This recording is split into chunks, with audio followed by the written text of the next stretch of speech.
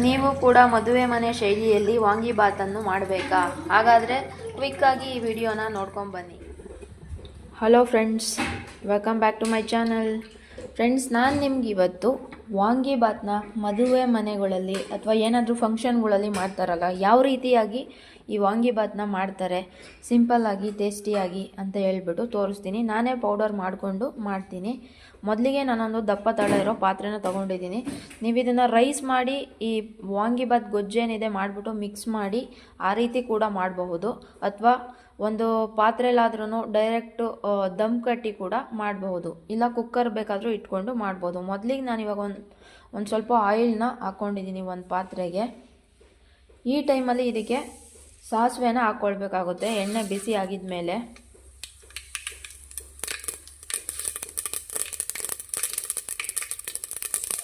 ಸ್ವಲ್ಪ ಜೀರಿಗೆ,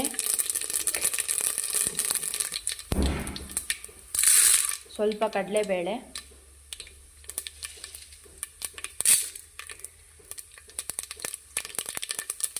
ಸ್ವಲ್ಪ ಉದ್ದಿನಬೇಳೆ. ಈಗ ಮಿಕ್ಸ್ ಮಾಡ್ಕೊಳ್ಳೋಣ.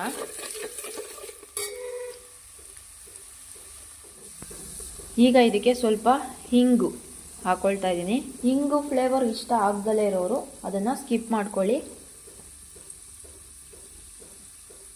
ಈಗ ಇದಕ್ಕೆ ಕರಿಬೇವು ಸೊಪ್ಪು ಸ್ವಲ್ಪ ಆ್ಯಡ್ ಮಾಡ್ಕೊಳ್ಳೋಣ, ಮಿಕ್ಸ್ ಮಾಡೋಣ.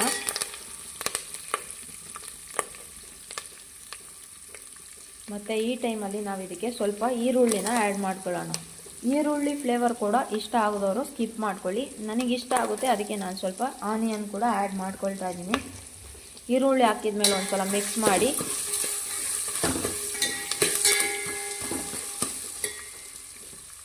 ಈ ಟೈಮಲ್ಲಿ ಇದಕ್ಕೆ ನಾವು ಏನು ಬಿಳಿ ಬದನೆಕಾಯಿ ಬರುತ್ತಲ್ಲ, ಲೈಟ್ ಗ್ರೀನಿಶ್ ಆಗಿರೋ ಬದನೆಕಾಯಿನ ಆ್ಯಡ್ ಮಾಡ್ಕೊಳ್ಬೇಕಾಗುತ್ತೆ. ಈ ರೀತಿ ಉದ್ದುದ್ದ ಕಟ್ ಮಾಡಿಕೊಂಡು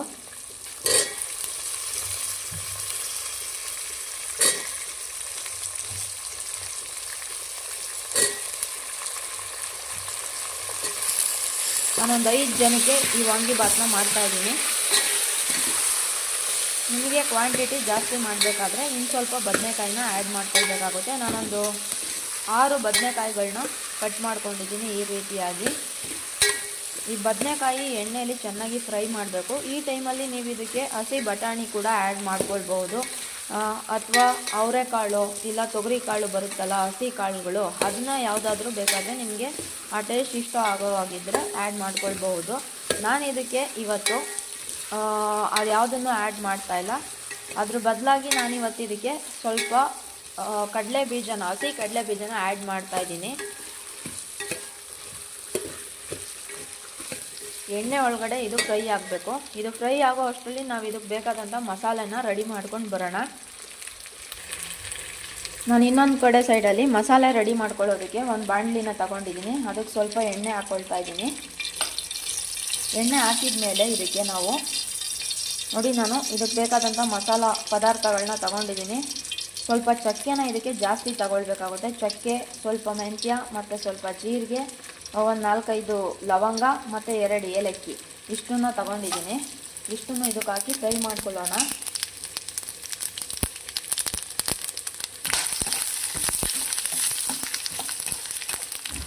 ಈ ರೀತಿಯಾಗಿ ಫ್ರೈ ಮಾಡ್ಕೊಳ್ಬೇಕಾಗುತ್ತೆ. ಅದು ಫ್ರೈ ಆಗಿದ ಮೇಲೆ ಅದಕ್ಕೆ ಬ್ಯಾಡಗಿ ಮೆಣಸಿನ್ಕಾಯಿ ಮತ್ತು ಬೆಳ್ಳುಳ್ಳಿನ ಆ್ಯಡ್ ಮಾಡ್ಕೊಳ್ತಾ ಇದ್ದೀನಿ. ನೀವು ಇದಕ್ಕೆ ಬೇಕಾದರೂ ಹಿಂಗು ಆ್ಯಡ್ ಮಾಡ್ಕೊಳ್ಬೋದು, ಫ್ಲೇವರ್ ಇಷ್ಟ ಆಗುತ್ತೆ ಅಂತ ಅಂದರೆ. ನಾನು ಅದಕ್ಕೆ ಹಾಕಿದ್ದೀನಲ್ಲ, ಅದಕ್ಕೆ ಇದಕ್ಕೆ ಆ್ಯಡ್ ಮಾಡ್ಕೊಳ್ತಾ ಇಲ್ಲ. ಮತ್ತು ಈಗ ಇದಕ್ಕೆ ಖಾರ ಮೆಣಸಿನ್ಕಾಯಿ ಕೂಡ ಆ್ಯಡ್ ಮಾಡ್ಕೊಳ್ತಾ ಇದ್ದೀನಿ. ಇದು ನಿಮಗೆ ಖಾರ ಎಷ್ಟು ಬೇಕಾಗುತ್ತೋ ಅಷ್ಟನ್ನು ಆ್ಯಡ್ ಮಾಡ್ಕೊಳ್ಳಿ, ನಿಮ್ಮ ಖಾರಕ್ಕೆ ಅನುಗುಣವಾಗಿ. ಮತ್ತು ಈ ಟೈಮಲ್ಲಿ ಇದಕ್ಕೆ 1 ಸ್ಪೂನಷ್ಟು ಕಡಲೆಬೇಳೆನ ಆ್ಯಡ್ ಮಾಡ್ಕೊಳ್ತಾ ಇದ್ದೀನಿ, ಮತ್ತು 1 ಸ್ಪೂನಷ್ಟು ಉದ್ದಿನಬೇಳೆ. ಇಷ್ಟನ್ನು ಹುರ್ಕೊಳ್ಬೇಕು. ಇದು ಲೈಟ್ ಬಿಸ್ಕೆಟ್ ಕಲರ್ ಬರುತ್ತಲ್ಲ, ಅಷ್ಟು ಕಲರ್ ಬರೋವರೆಗೂ ಇದನ್ನು ನೀವು ಫ್ರೈ ಮಾಡ್ಕೊಳ್ಬೇಕಾಗುತ್ತೆ.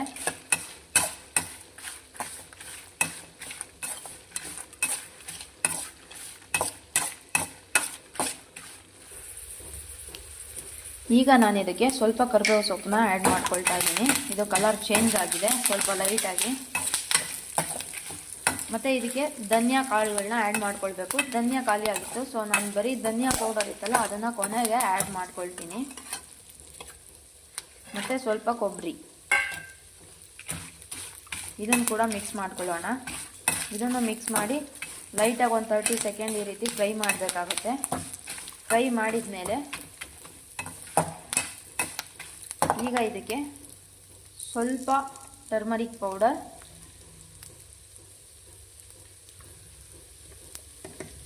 ಮತ್ತು ನಾನು ಹೇಳಿದ್ನಲ್ಲ ಧನಿಯಾ ಕಾಳುಗಳನ್ನ ಆ್ಯಡ್ ಮಾಡ್ಕೊಳ್ಬೇಕು ಅಂತ. ಧನಿಯಾ ಕಾಳಿಲ್ಲ, ಅದಕ್ಕೆ ನಾನು ಧನಿಯಾ ಪೌಡರ್ನೇ ಆ್ಯಡ್ ಮಾಡ್ಕೊಳ್ತಾ ಇದ್ದೀನಿ. ಈ ಧನಿಯಾ ಪೌಡರ್ನ ಆ್ಯಡ್ ಮಾಡಬೇಕಾದ್ರೆ ಗ್ಯಾಸ್ ಫ್ಲೇಮ್ ಆಫಲ್ಲೇ ಇರಬೇಕು. ಇದೆಲ್ಲ ಆಫ್ ಮಾಡಿಬಿಟ್ಟು ಆಮೇಲಿಂದ ಮಿಕ್ಸ್ ಮಾಡ್ಕೊಳ್ಳಿ. ಮಿಕ್ಸ್ ಮಾಡಿಕೊಂಡು ಇದು ಬಿಸಿ ಆರಿದ ಮೇಲೆ ನೈಸಾಗಿ ಇದನ್ನು ನೀರು ಹಾಕ್ದಲೇ ಗ್ರೈಂಡ್ ಮಾಡ್ಕೊಂಡು ಬರಬೇಕು. ಗ್ರೈಂಡ್ ಮಾಡೋದಕ್ಕೆ ಸ್ವಲ್ಪ ಕಷ್ಟ ಅನಿಸಿದ್ರೆ ಆವಾಗ ನೀವು ವಾಟರ್ ಆ್ಯಡ್ ಮಾಡ್ಕೊಳ್ಳಿ. ನೀವೇನಾದರೂ ಪೌಡರ್ನ ಸ್ವಲ್ಪ ಟೈಮ್ವರೆಗೂ ಇಟ್ಕೊಳ್ಬೇಕು ಅಂತ ಇದ್ದರೆ ಆವಾಗ ನೀವು ವಾಟರ್ ಆ್ಯಡ್ ಮಾಡಬೇಡಿ. ನಾನೀಗ ಇದನ್ನು ಗ್ರೈಂಡ್ ಮಾಡ್ಕೊಂಡು ಬರ್ತೀನಿ. ಸೊ ನೋಡಿ, ನಾನಿವಾಗ ಇದನ್ನು ಗ್ರೈಂಡ್ ಮಾಡ್ಕೊಂಡು ಬಂದಿದ್ದೀನಿ. ನೀಟಾಗಿ ಗ್ರೈಂಡ್ ಆಗಿದೆ. ಈ ರೀತಿ ಪೌಡರ್ ಹಾಕಬೇಕು. ಈ ಪೌಡರ್ನ ಈಗ ನಾವೇನು ಬದನೆಕಾಯಿನ ಬೇಯೋದಕ್ಕೆ ಅಂದರೆ ಫ್ರೈ ಮಾಡೋದಕ್ಕೆ ಹಾಕ್ಕೊಂಡಿದ್ವಲ್ಲ, ಅದಕ್ಕೆ ನಾನು ಈ ಪೌಡರ್ನೆಲ್ಲ ಆ್ಯಡ್ ಮಾಡ್ಕೊಳ್ತೀನಿ.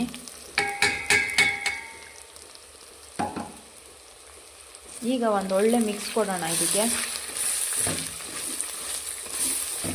ಚೆನ್ನಾಗಿ ಮಿಕ್ಸ್ ಮಾಡಿದ ಮೇಲೆ ಈ ಬದನೆಕಾಯಿಗೆ ಅಂತ ಹಾಕಿದ್ವಲ್ಲ ಎಣ್ಣೆ, ಅದೆಲ್ಲ ಎಳ್ಕೊಂಡು ಬಿಡುತ್ತೆ. ಸೊ ನೋಡಿ, ನಾನು ಇವಾಗ ಇದನ್ನು ಮಿಕ್ಸ್ ಮಾಡ್ಕೊಳ್ತಾ ಇದ್ದೀನಿ ಚೆನ್ನಾಗಿ.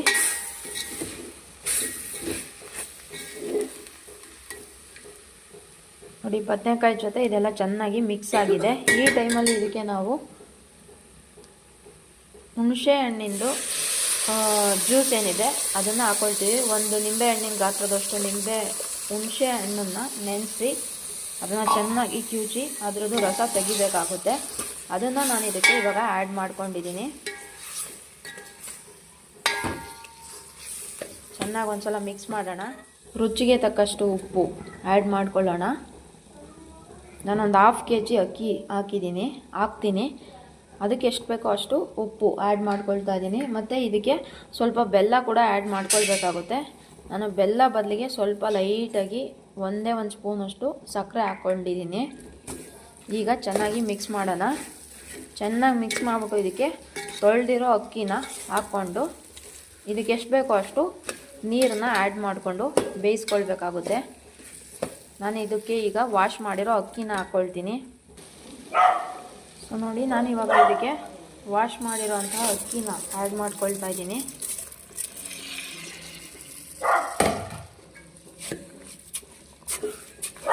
ಚೆನ್ನಾಗಿ ಒಂದ್ಸಲ ಮಿಕ್ಸ್ ಮಾಡ್ಕೊಳ್ಳೋಣ.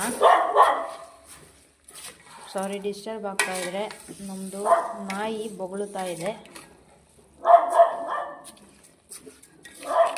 ಚೆನ್ನಾಗಿ ಮಿಕ್ಸ್ ಮಾಡ್ಕೊಳ್ಬೇಕು. ಈ ಮಸಾಲ ಜೊತೆ ಅಕ್ಕಿ ಚೆನ್ನಾಗಿ ಮಿಕ್ಸ್ ಆಗಬೇಕು.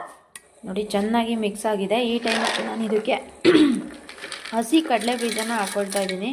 ಹಸಿ ಕಡಲೆ ಬೀಜ ಏನಕ್ಕಪ್ಪ ಹಾಕ್ಕೊಳ್ತಾ ಇದ್ದೀನಿ ಅಂದರೆ, ಬಟಾಣಿ ಅಥವಾ ಯಾವುದಾದ್ರೂ ಹಸಿ ಕಾಳಿದ್ರೆ ನಿಮ್ಮ ಹತ್ರ ಆ್ಯಡ್ ಮಾಡ್ಕೊಳ್ಳಿ. ಅದ್ರ ಬದಲಾಗಿ ನಾನು ಕಡಲೆ ಬೀಜನ ಹಾಕ್ಕೊಳ್ತಾ ಇದ್ದೀನಿ. ಡೈರೆಕ್ಟ್ ಎಣ್ಣೆಗೆ ಹಾಕಿದರೆ ಅದು ಕ್ರಂಚಿನೆಸ್ ಬರ್ತಾಯಿತ್ತು. ಆ ಎಣ್ಣೆಯಲ್ಲಿ ಬಾಯ್ಲ್ ಆಗಿರೋದು ಅಷ್ಟು ಸರಿಯಾಗಿರಲ್ಲ. ನಾನು ಈ ರೈಸ್ಗೆ ವಾಟರ್ ಹಾಕಿ ಕುಕ್ ಮಾಡ್ತಾ ಇರೋದ್ರಿಂದ ಡೈರೆಕ್ಟ್ ರೈಸ್ ಮಾಡೋದ್ರಿಂದ ಗೊಜ್ಜು ಮಾಡಿ ಆವಾಗ ನೀವು ಎಣ್ಣೆಗೆ ಕಡಲೆ ಬೀಜ ಹಾಕಿದ್ರೆ ಚೆನ್ನಾಗಿರುತ್ತೆ ಟೇಸ್ಟು. ಬಟ್ ಈ ಟೈಮಲ್ಲಿ ನಾವು ದಮ್ ಕಟ್ಟಿ ಮಾಡ್ತಾ ಇರೋದ್ರಿಂದ ಆ ಥರ ಹಾಕಿದ್ರೆ ಚೆನ್ನಾಗಿರಲ್ಲ. ನಾನೀಗ ಚೆನ್ನಾಗಿ ಕುದಿಸಿರೋ ನೀರನ್ನ ಇದಕ್ಕೆ ಆ್ಯಡ್ ಮಾಡ್ಕೊಳ್ತೀನಿ.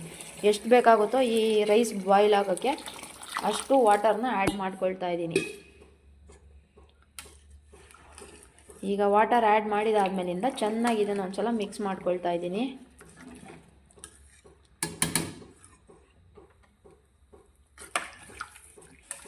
ಈಗ ಇದು ಚೆನ್ನಾಗಿ ಬೇಯಲಿ. ಸೊ ನೋಡಿ, ಇವಾಗ ಇದು ಕುದೀತಾ ಇದೆ ಚೆನ್ನಾಗಿ ಇವಾಗ ಒಂದ್ಸಲ ಮಿಕ್ಸ್ ಮಾಡ್ಕೊಳ್ಳೋಣ. ಇದು ಈ ವಾಟರೆಲ್ಲ ಎಳ್ಕೊಂಡು ಡ್ರೈ ಆಗಬೇಕು, ಆವಾಗ ಈ ವಾಂಗಿಬಾತು ರೆಡಿ ಆಗುತ್ತೆ. ಇನ್ನು ಸ್ವಲ್ಪ ಹೊತ್ತು ಇನ್ನೊಂದು 5 ಮಿನಿಟ್ಸ್ ಇದು ಕುಕ್ ಆದರೆ ರೆಡಿ ಆಗುತ್ತೆ ಈ ವಾಂಗಿಬಾತು. ಸೊ ನೋಡಿ, ಈಗ ಇದು ಫುಲ್ಲು ಡ್ರೈ ಆಗಿದೆ. ಮದುವೆ ಮನೆಗಳಲ್ಲಿ ಮತ್ತು ನಾವು ಯಾವುದೇ ಫಂಕ್ಷನ್ಗಳಲ್ಲಿ ವಾಂಗಿಬಾತ್ ತಿಂದರೆ ಅದು ಇದೇ ಟೇಸ್ಟ್ ಇರುತ್ತೆ. ಸೊ ನೋಡಿ ಯಾವ ರೀತಿಯಾಗಿ ಕಾಣ್ತಾ ಇದೆ ಅಂತ. ಈಗ ಇದು ರೆಡಿ ಆಗಿದೆ. 1/2 ಅವರ್ ಇದನ್ನು ಪ್ಲೇಟ್ ಮುಚ್ಚಿ ಬಿಟ್ಟರೆ ಫುಲ್ಲು ಇದು ಉದುರಾಗಿ ರೆಡಿ ಆಗುತ್ತೆ. ಈಗ ಇದು ರೆಡಿ ಆಗಿದೆ. ನಾನೀಗ ಇದನ್ನು ಸರ್ವ್ ಮಾಡ್ಕೊತಾ ಇದ್ದೀನಿ ಒಂದು ಪ್ಲೇಟ್ಗೆ. ಗೊತ್ತಾಗ್ತಾ ಇರ್ಬೋದು ಅಂತ ಅಂದ್ಕೊಳ್ತೀನಿ ನಿಮಗೆ ಯಾವ ರೀತಿಯಾಗಿದೆ ಇದು ಅಂತ. ನೀವು ಕೂಡ ಇದೇ ರೀತಿಯಾಗಿ ಮಾಡಿ ಯಾವ ರೀತಿ ಬಂತು ಅಂತ ಕಮೆಂಟ್ ಮೂಲಕ ತಿಳಿಸಿ. ಈ ವಿಡಿಯೋ ನಿಮ್ಗೆ ಏನಾದರೂ ಇಷ್ಟ ಆದರೆ ಲೈಕ್ ಮಾಡಿ, ಶೇರ್ ಮಾಡಿ ಮತ್ತು ಕಮೆಂಟ್ ಮಾಡಿ.